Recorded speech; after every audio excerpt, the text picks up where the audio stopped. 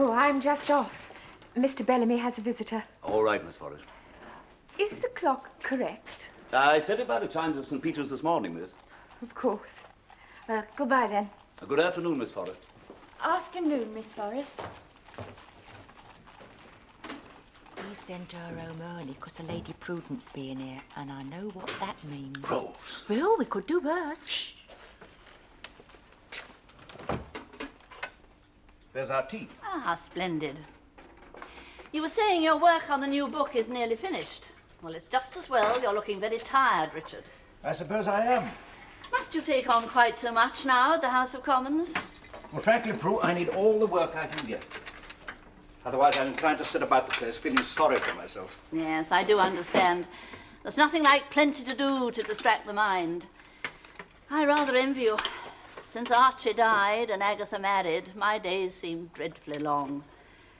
I actually look forward to a charity committee meeting in someone's drawing room. Thank you, Hudson. Even those worthy, charitable ladies in their silly hats are better than being left on one's own. I expect you'd like me to pour out. Oh, please, Prue, if you wouldn't mind. I'm not much of a hand with a teapot. Thank you for coming. Oh, my dear, you mustn't hesitate to call on me at any time if there's anything I can do. By the way, you didn't mention in your note what it was you wanted to see me about. Oh, no, I didn't. I'm sorry. Well? It was really just to give you this. A few small items of jewellery that Marjorie wanted you to have, including a sapphire ring. You admired it once, I think she told me. Well, there they are. Take them home with you. With her love. Thank you, Richard. I shall treasure them always. Your efficient Miss, what's her name? Miss Forrest? Forrest. Has she found you an under-housemaid yet? Not so far. I doubt if we shall need one now. Rose seems to be managing. Oh, well, as long as it doesn't put too much on her shoulders. She's such a treasure, you don't want to risk losing her. They're all quite magnificent, you know. I'm sure they are. Oh, hello, Aunt Prue. Hudson told me you were here. James, dear. Just in time for a cup of tea. No, thank you. I haven't time. You going out? Yes, I'm going for a spin in the motor car. Oh, whose motor car? My motor car. I've gone splash on a topping little sports model. Goes up to 40 miles per hour. Room for 2 in the front, 2 in the dicky. Didn't Father tell you? No, he didn't. Drives very well now. Oh, well, do mind you don't have a collision. Well, I'll be very careful. Well, if you'll excuse me, as to say, I shall be dining out, Father. I told Hudson. Enjoy yourself. Yes. Well, goodbye, Aunt Prue. Goodbye, James, dear. Good night, Father. Good night, James. Well, he seems cheerful enough. He's young. Will you dine alone? I shall go to my club. A nice, quiet game of bridge. Yes, I expect so. Any signs of James marrying yet? He's 30 now, isn't he? Well, it's a little early yet, a little soon after. It's 6 months now, Richard. Life has to go on. I suppose it has, for him. And for you. Yes. Now listen, Richard. As darling Marjorie's oldest and closest friend, I'm probably the only person in the world who can say this to you, and I'm going to say it. She would certainly want James to marry as soon as possible, provided, of course, he found some nice, suitable girl. And she would want you to remarry, sooner or later. I know this because, believe it or not, she once told me so. Oh, now, don't be shocked, Richard. You know, we women do talk about these things. It was in this very room not long after Archie died, and Marjorie was being so kind, inviting me here to tea every day. We were discussing widowhood, and I told her how Archie had said to me once when he was so ill that if he died, he hoped that I would remarry. And Marjorie said, oddly enough, almost as if she had some sort of a premonition, that if ever anything happened to her, she hoped that you would marry again.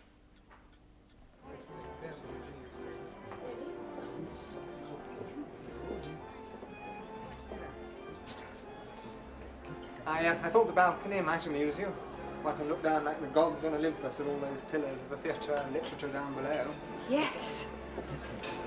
It's fascinating. It's busy down there. It's like a railway station. Excuse me. Captain Barry, sir. Ah, Hazel.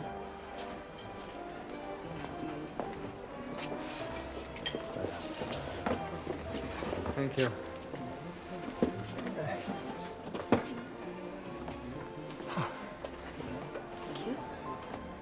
Are you hungry? I always have a good appetite, but I think the drive from Wimbledon has increased it. All that fresh air, eh? Well, it certainly brought the colour to your cheeks. You're looking awfully beautiful tonight, Hazel. I expect it's the dim light. No, it can't be, because you look just as beautiful in Kensington Gardens last Wednesday afternoon. And I told you so. Yes, you did. In fact, you know, if you stood dressed in sackcloth with your hair untidy against a grey brick wall in the pouring rain, you'd still look lovelier to my eyes than all those Watteau shepherdesses we saw in the Wallace collection on Sunday. What nonsense. It's true. Do you think we should order? Wine, sir. Yes, well, I suggest some warming consommé julienne after your Chile motorcar journey, Sounds delicious. followed by the saddle of lamb. It's unequal throughout Europe, or so they say. I would love it. And when we go to the Russian ballet on Thursday, I shall take you to supper afterwards at Rule's. You're spoiling me, aren't you? Am I? And talking of ballet, I must say I'm looking forward to seeing this Russian fellow. What's he called? Nijinsky. Nijinsky. I've heard he jumps 7 feet through a window into a girl's bedroom. Like Peter Pan, but he's not on wires. Think of that, 7 foot. Yes. I would love the saddle of lamb, James. Oh, yes. We'll have the consommé julienne followed by the saddle of lamb, and then we'll see.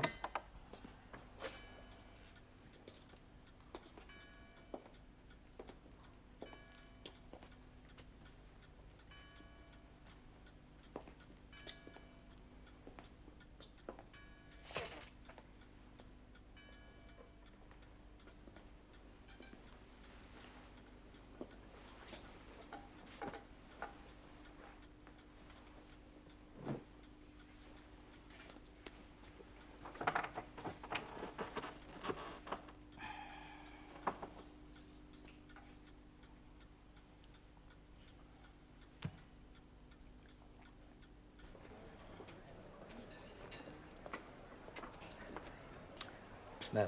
No, thank you. We mustn't stay out too late. As always. My parents do worry, and my mother will wait up for me when I'm out.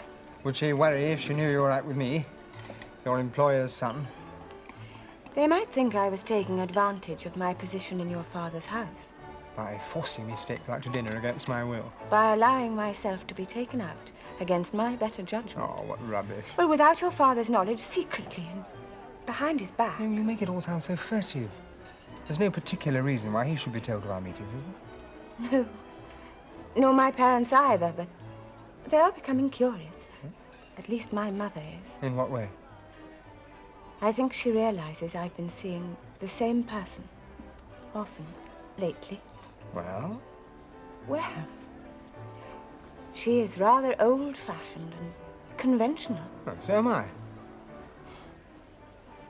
James, I must ask you something. Please don't be angry with me and spoil such a lovely evening. Of course not. Ask me what? You've been very kind and attentive to me during the last few weeks. I think I've never experienced so much happiness in my whole life. I like being with you. But I'm an ordinary person with ordinary feelings, and like my mother, I'm rather conventional. So I must ask you to make clear to me your intentions.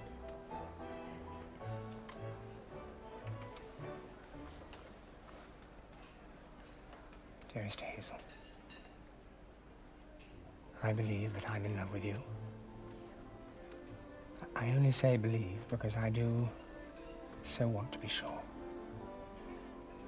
I only know that whenever I see you about the house, or when we're out together like this, my pulse races. I think you're the most beautiful girl I've ever met. And this is a little hard to say, but I must try and say it. Last April, when the news of my mother came and everything was so black and awful and hopeless, it was because you were there, with us, with my father, helping us, comforting us, stopping everything from going to pieces. But somehow I was able to bear it, knowing you were there. Someone sensible and cheerful to talk to. And so, you see, Hazel, I've come to look upon life without you as being quite appalling.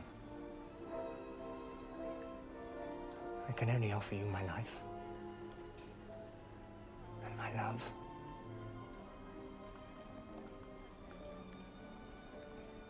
Will you marry me?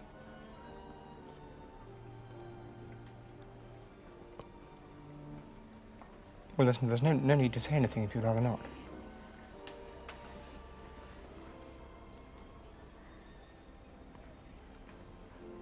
Will you take me home? It's just there are so many things for me to think about. Do you mind? No. If that's what you want. Please.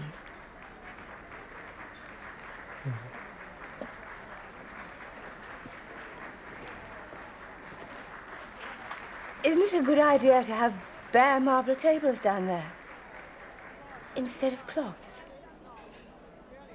Yes, I suppose it's to save the laundry bill. Suppose it is. The tradesmen's books are all up to date, sir, and the 4 letters you wanted are on your desk, ready for your signature. Splendid, thank you. Mr. Bellamy, I think the time has come for me to be released from my duties here. Miss Forrest.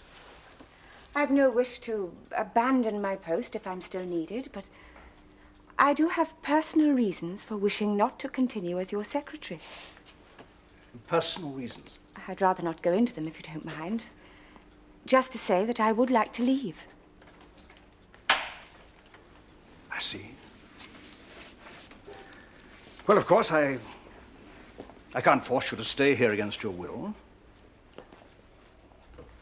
You have been the greatest possible help over the past 6 months to me and my son. Indeed, to all of us. Frankly, I don't know what we should have done without you. Thank you, Mr. Bellamy. You've quite made up your mind to go. I'm afraid I must.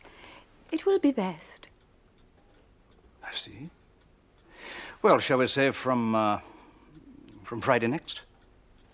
I would be very grateful if I might leave next Friday. Good night, Mr. Bellamy.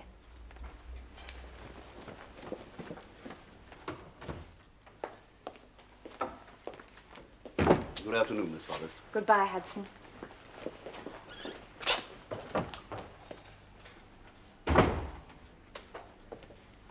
The evening paper, sir. Thank you. Oh, Hudson. Sir? Miss Forrest will not be coming to the house after next Friday. Very good, sir. She has asked to be released from her duties in the house. I see, sir.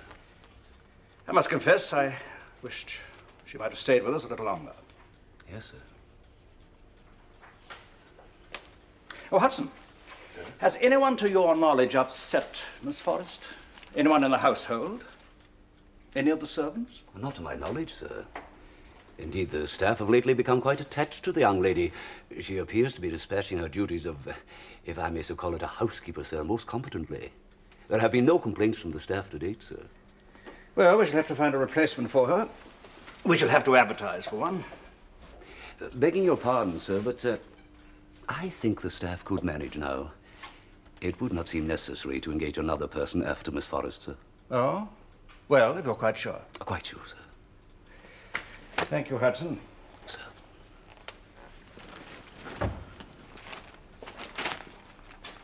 It's Captain James. Who else? He can't keep his hands off any woman, he can't. You'd think he'd have more respect. The ladyship not having long gone to her rest, poor soul. Let us not jump to conclusions, if you please. If Captain James had been forcing his attentions on Miss Forrest, she would certainly have complained about it to the master. Oh, it don't follow, Mr. Hudson. I mean, if there has been any hanky-panky between the pair of them, she'd be too ashamed to mention it. Best leave and say nothing about it. I would. She might have been encouraging him. You know, leading him on, and got more than what she asked for. Mrs. Bridges, please. No, Mr. Hudson. I believe in calling a spade a spade. We're all grown up down here. Well, except Ruby. She's too young and too stupid to understand. Look, I will not have this kind of talk below stairs. Is that understood, Rose? Yes, Mr. Hudson. Whatever we may think of Miss Forrest, she comes of reliable, God-fearing middle-class stock. And I personally would not question her respectability. Oh? Then why is she leaving all of a sudden, then? That's what I want to know. Has it never occurred to any of you that the young woman may have personal family reasons for going? The illness of an aging parent or relative, a proposal of marriage, better paid employment elsewhere. The possibilities are legion, and it is not for us to speculate. Ruby? Yes, Mrs. Bridges? It's gone 10 o'clock. What should you be doing? Not speculating, Mrs. Bridges. I'll speculate you, my girl. You go and get our jug of cocoa and look sharp about it. Yes, Mrs. Bridges. 3 years that girl's been in this house, and every blessed time I have to tell her every blessed thing. I don't know, I'm sure. At least the poor creature is willing and honest, Mrs. Bridges. I suppose one must be thankful for such virtues in service nowadays. If you ask me, you need to be a bit soft in the head to go into service these days. There's better jobs in workshops and factories. Oh, indeed, Rose. Then why are you still engaged here? Can you tell me that? Well, I'm beginning to wonder, Mr. Hudson. Her ladyship gone, Miss Roberts put away, Miss Lizzie thousands of miles away across the Atlantic. A strange woman interfering in my linen cupboard and no under housemaid to help out. I'm beginning to feel, well, I just don't seem to belong here no more. She's right, you know. Things isn't what they was. Aren't what they was, if you please, Mrs. Bridges.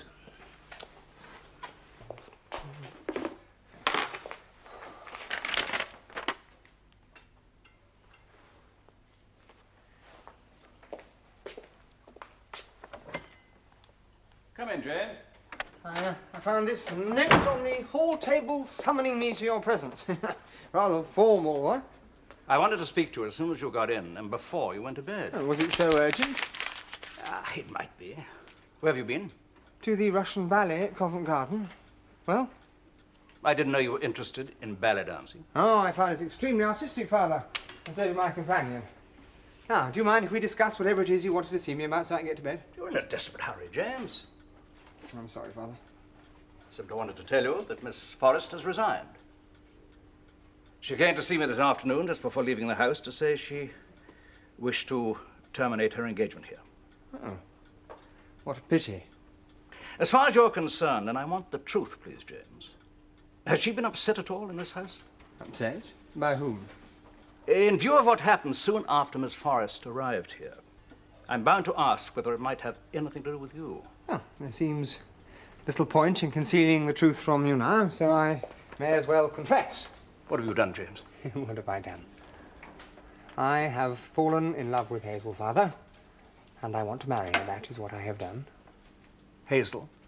Hazel Forrest. It's her name. Perhaps you didn't know. God help us. Look, Father, I realise that it's only 6 months since Mother died. But you said yourself that life has to go on. Miss Forrest is my secretary. Oh, what does that matter nowadays? And since when has a person's class mattered to you? You know it never has. Not of itself. There can be difficulties. You know damn well there can be. Look what happened when you brought that wretched girl home from India. No, no, Phyllis was different. Was she? Well, she was... I wasn't in love with her, not really. You told us you were, your mother and me. You thought you were. Yes, well, this time I am. For certain. I wonder. Phyllis was a perfectly pleasant, respectable girl. But she didn't fit in. You said so yourself. Do you think Miss Forrest is going to fit in? Fit in? She's practically running this house already. But that's no reason to... James, how can I take you seriously? Your record with the opposite sex is not exactly promising. I'm 3 years older now, Father. And much wiser, I hope. Hazel and I have been going out together for some time. Oh, have you? Wasn't that rather deceitful of you both? I insisted that we keep our meetings a secret. It would seem from your attitude that I was justified.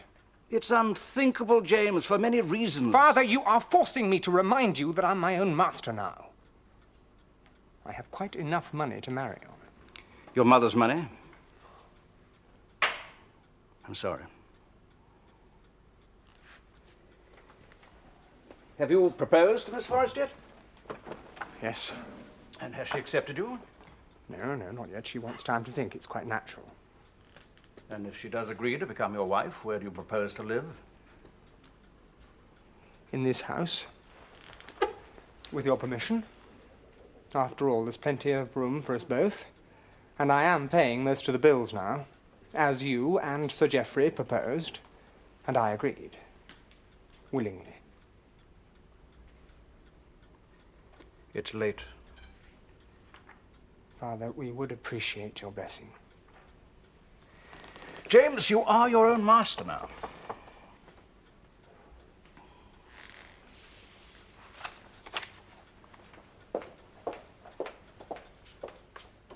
And so that is why I thought it best to give up the post. Quite right to tell me, Miss Forrest. Thank you for being so honest. Thank you, Mr. Bellamy. Naturally, your private feelings towards my son are your own affair, but do please remember that James is still in a very emotional state of mind. The loss of his mother. Yes, I know. He was engaged, did you know, 2 years ago? To a girl he met in India. Yes, he spoke of that. I just don't want either of you to make a mistake. Of course not. There's the fact, too, of your differing backgrounds. These things do merit consideration, you know. Yes, I understand that too. You say you haven't quite made up your mind yet. Not yet. James is coming to our house on Sunday afternoon. I've promised to give him my answer then. I see, very well. Then all I can do is to urge you, most seriously, to consider what I have said. I will, Mr. Bellamy. Thank you, Miss Forrest.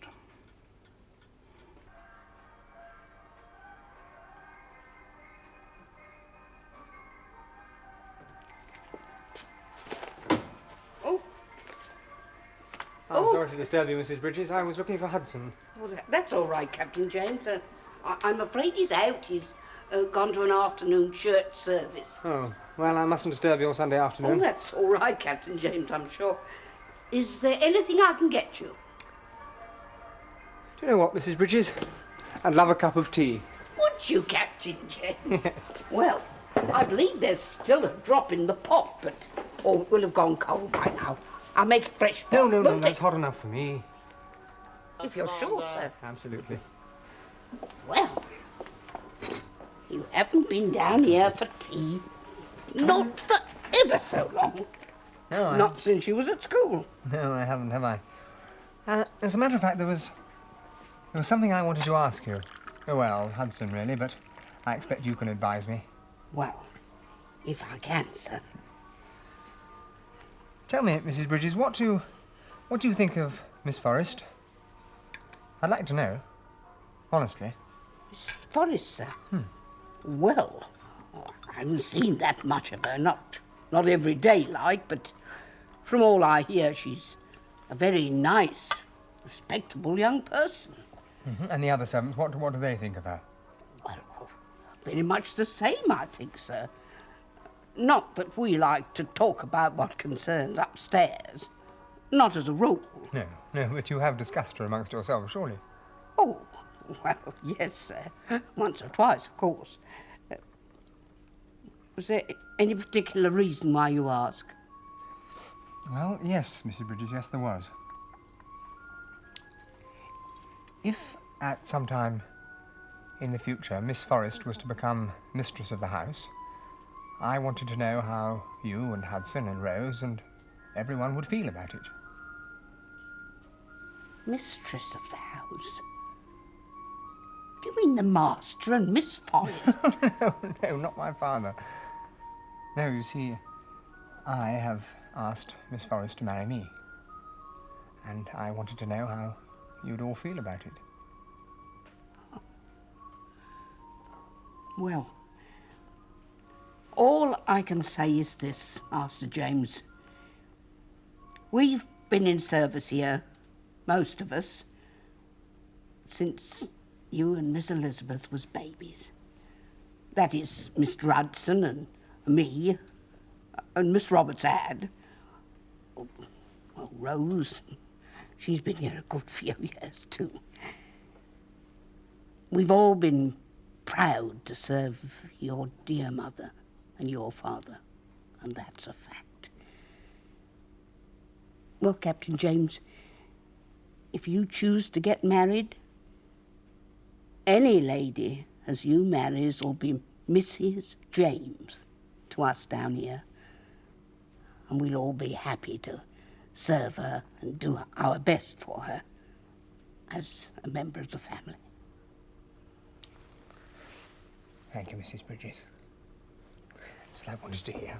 And, thank you for my tea. It was delicious.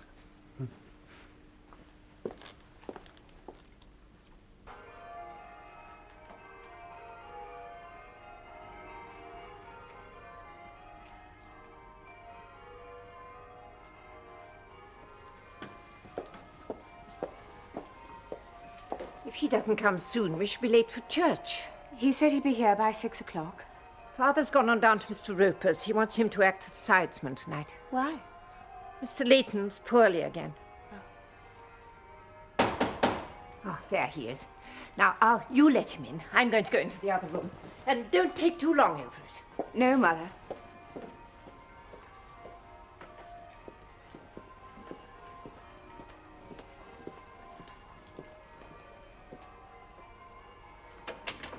Oh, hello. I'm sorry I'm late.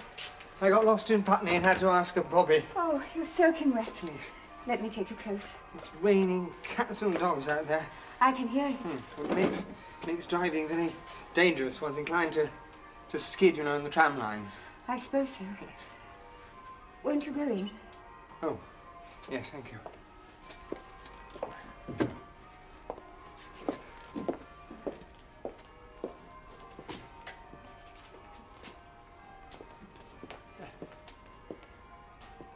Will you sit down?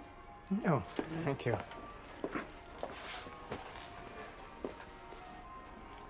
Well? James, I'm very fond of you. I've never concealed it. And I know that I should have said this much more definitely in the first place. But there are reasons why I can't marry you. Yes, I've thought it over very carefully, and I've discussed it with my parents. I would just like to say thank you for loving me and for asking me to be your wife. But I must refuse your offer Hazel, I don't understand. Please, You James, seem... go home. Hazel, this is Forget about me. absurd. I'm sorry, James. I love please. you. There is no more to be said.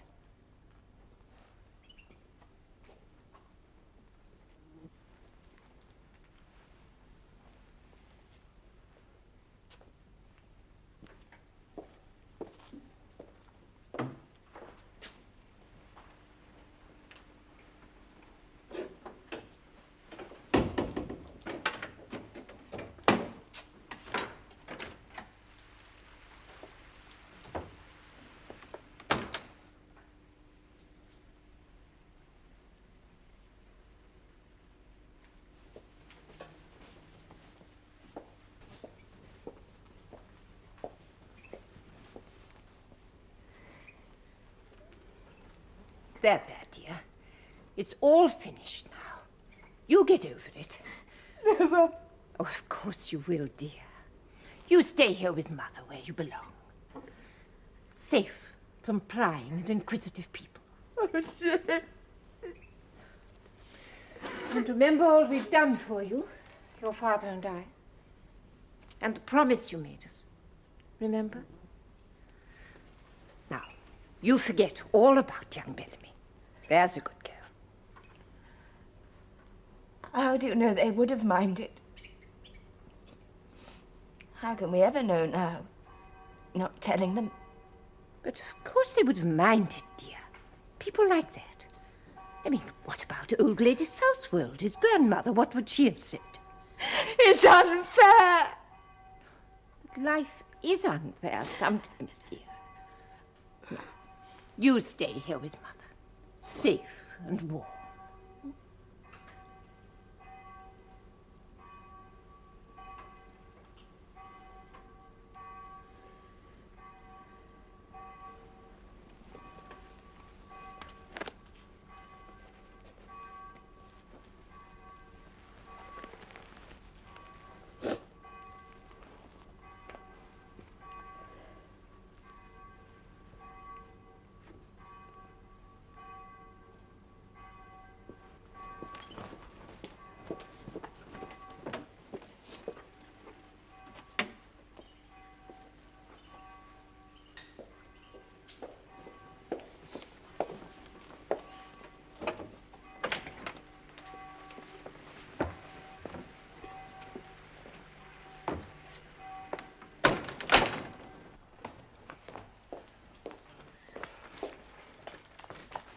James?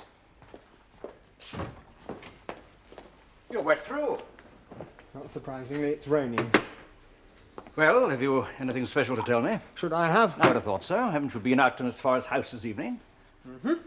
Yes. Well, what was her answer to your proposal? Hazel has decided not to marry me for some reason or other.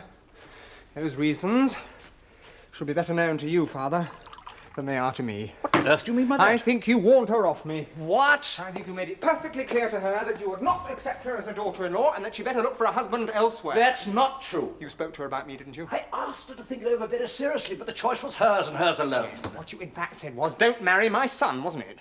How could I possibly say that? You're of age, you're independent. Yes, but you knew she was far too loyal to go against your wishes. Nonsense. Yes, but whatever it was you said, Father, you've just about wrecked my chances of happiness.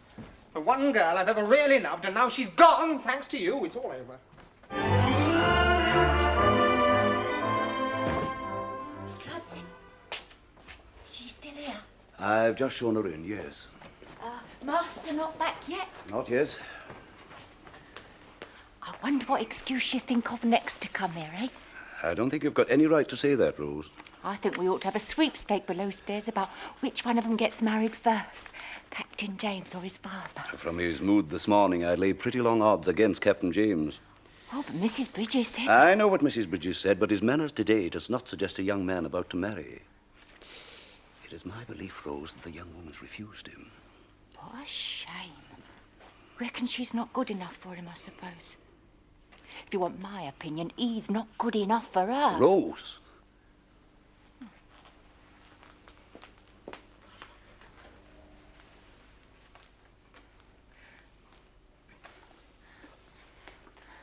Mr. Hudson, can't manage.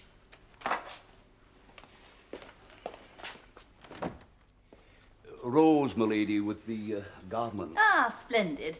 Thank you, Rose. Perhaps you'd lay them on the sofa and then we can have a look at them. Very good, my lady. We want to get them put away before Mr. Bellamy returns. Yes, my lady, the boxes are already upstairs. Good. Oh, yes, these will do perfectly. They're all in excellent condition. Oh, that's a nice coat. I remember that. Yes, Miss Roberts always looked after her ladyship's things most careful. Oh, yes, I know she did. Well, it seems a shame, but I'm sure you'll agree it's better to put them in a sale and raise money for the poor than leave them in a cupboard for the moth to get at. Yes, my lady, much preferable. Well, perhaps you'd pack them up and have them put in my motor when it comes to fetch me. Yes, lady. Will you be remaining for tea, my lady? Yes, I will. Hudson says that Mr. Bellamy should be returning home soon. Very good, my lady. Thank you, Rose. Oh, hello, Rose.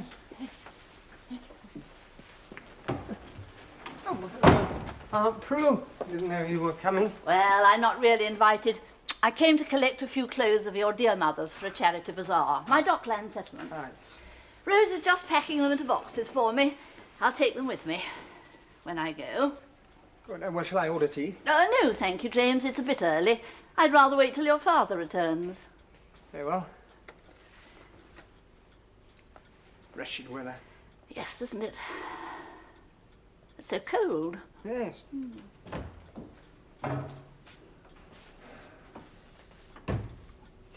Excuse me, sir. There's a Mr. Forrest to see you. Mr. Forrest? Mr. Arthur Forrest, sir. You'd better show him into the study, Hudson. Very good, sir. If you'll excuse me, I better see what this fellow wants. Of course you must.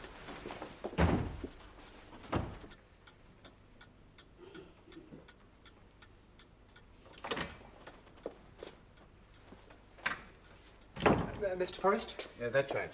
You must be Hazel's father. I have been to your house twice, but we didn't meet, did we? No, sir. Hazel's all right. There's nothing wrong. Oh, no. It's just that I wanted the word with you in private, sir, if you wouldn't object. No, of course. Oh, will you sit down? Thank you. This is the room where your daughter did her typing and helped my father with his book. Ah, yes. What was it you wanted to speak to me about? Well, first of all, sir, neither Hazel nor her mother know I'm here, so I'd appreciate it if you would keep my visit confidential. Of course. And please don't call me sir. It's rather formal, don't you think? Very well. I'll come to the point, Captain Bellamy. Please do. There are things you don't know about our daughter. Things she's never spoke about, not to anyone. When she was just 19, training to be a teacher she was then, she met this young fellow, Patrick O'Connor. He was a clerk in the post office near our home. We lived in Putney then. I won't go into all the details. He seemed a nice enough chap, clean, well-spoken. She brought him home once or twice. Well, he could have fooled anyone. In what way? Well, in the spring of 1902, my daughter married O'Connor and went to live in Newcastle, where he'd been sent by the post office. They didn't have much money, but we helped them a bit. It then seems that he started drinking. She didn't say at first. We didn't see too much of her. But she wrote to her mother most weeks, and between the lines, you could see the girl wasn't happy. She stuck it out for a few months, but then things got worse. He started beating her, Captain Bellamy, knocking her about, calling her filthy names. He got in these tempers when he was on the drink, you see. And there were other women. Well, one night, very late, they had a dreadful fight. He was like a madman. Next day, Hazel came home with all her things in a trunk. She'd left him and got the train. She was ill, worn out, and frightened.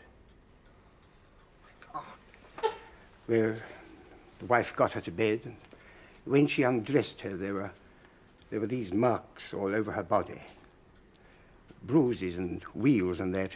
He'd struck her with his belt, you see, and the buckle had... Yes, I understand. He would have killed her if she'd stopped there. Did you go to the police? I was in favor of it, but Hazel refused. Didn't want that kind of trouble. But they gave her a divorce. It cost her mother and me nearly all our savings. Oh, that's scandalous. Well, we sold our house in Putney. Well, the neighbors would have got to hear about it, you see, and we'd have been outcasts, having a daughter who'd been through the divorce courts. So we moved to Wimbledon in 1904, where nobody knew anything about us. Hazel went out and found herself work with her typing in that, and she went back to her maiden name, of course. We never spoke of the marriage, nor of Patrick O'Connell ever again. That was in the past, all forgotten. Why didn't you tell me? I thought I knew her.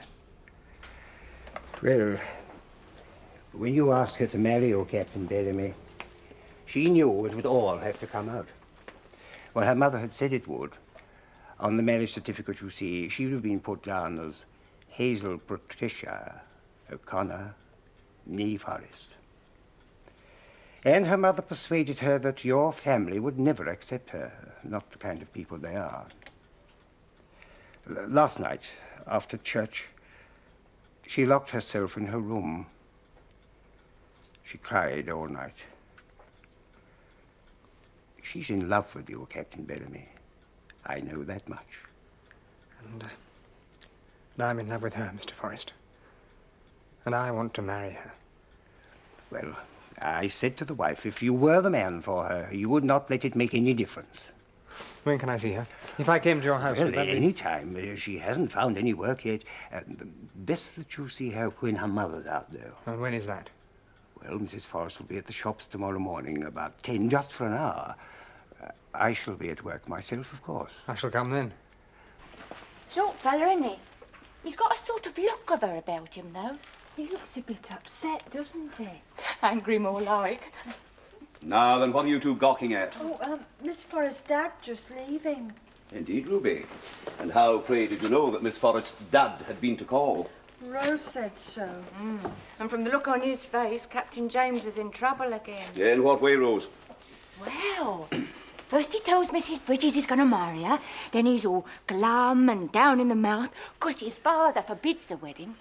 After he's asked her, if you get my meaning. You seem to possess an intimate knowledge of the matter, Rose. Perhaps you would care to describe word for word just exactly what has passed upstairs between Captain James and Mr. Forrest. Oh, I will if you like. Leastways, I can guess. Indeed. Yes, well, first he asks her to marry him, then he says he won't, thus breaking her heart. Then her father comes here to tell them that they're going to take him to court, see, for breach of promise. That's what they'll do, all right. And Captain James will have to pay a lot of money, because he'll have to pay her off, see, if he won't marry her. You have a fertile imagination, Rose. I'll see that for you. Oh, thank you, Mr. Hudson. Mr. Hudson? What is it? Well, it's not for us to speculate. Is it, Mr. Hudson? Quite right, Ruby. Fetch another scuttle of coal. And Rose, go and draw the landing curtains or something. Look sharp now. Oh, poor girl, how dreadful. Yes, but it doesn't matter nowadays. I mean, it's not a stigma, is it? Well, not in our circles, James, but then divorce is becoming fashionable, and we tend to set the fashions.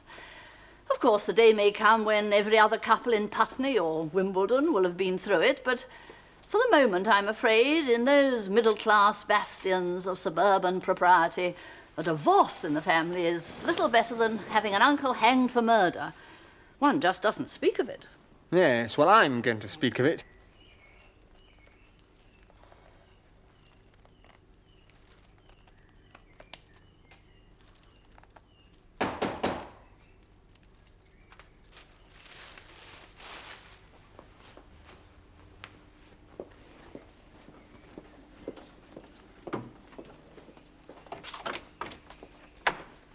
Jane. Come in. Yes. Is your mother in? No, she's out shopping. Please, spare me a few minutes. Very well.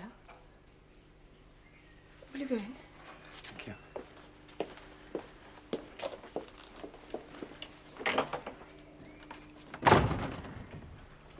I never expected to see you again. Nor are you, Hazel. Please, listen to what I have to say. My mother will be back soon. No, Hazel, please. Hear me out. Hazel, darling, I know why you refused me. And I still love you as much as ever. No. No, James. Hazel. Hazel, I want you to know that whatever happened to you in the past does not and never would have made any difference to me. Who told you? Never mind who told me. I know. That's all that matters now. Did my father go Never to... mind. All I want to know is, will you marry me? You must say yes, because your mother will be home soon, and I want your answer finally before she comes. What am I to do? And say you'll be my wife, as you should have said on Sunday. Only say it now. For good. Please. James, what shall I do? Say yes. Say you'll marry me. We'll be happy, I know we will. We'll have lots of children. Oh, yes. Where are you, dear?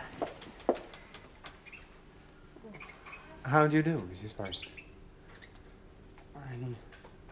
I'm sorry to intrude on you like this. Only Hazel has just agreed to be my wife.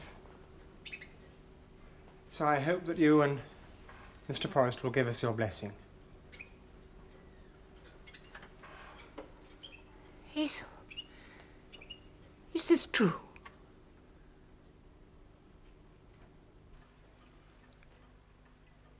Aye, they look suited enough, I suppose. Well, we shall just have to wait and see, won't we? Suppose it'll be another commotion. Like I said, everything's going all topsy-turvy these days. Morning room. Shall I go? There now, it's gone 11, and I've forgotten the grog tree. It's not like Mr. Hudson. He's tired.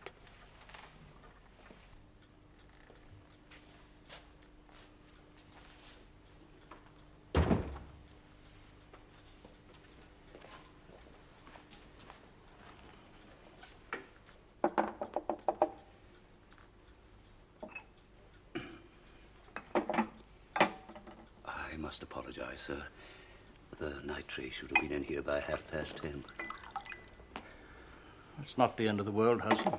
Thank you, sir. We're neither of us getting any younger, are we? No, sir. Well, soon there'll be a new master and mistress in this house. Things won't be quite the same. No, sir. I only hope it won't prove too difficult for you. And the other servants. We shall do our best, I can assure you, sir, to serve Captain and Mrs. James as we have served yourself and her ladyship in the past. Thank you, Hudson. I'm very grateful. Good night. Good night, sir.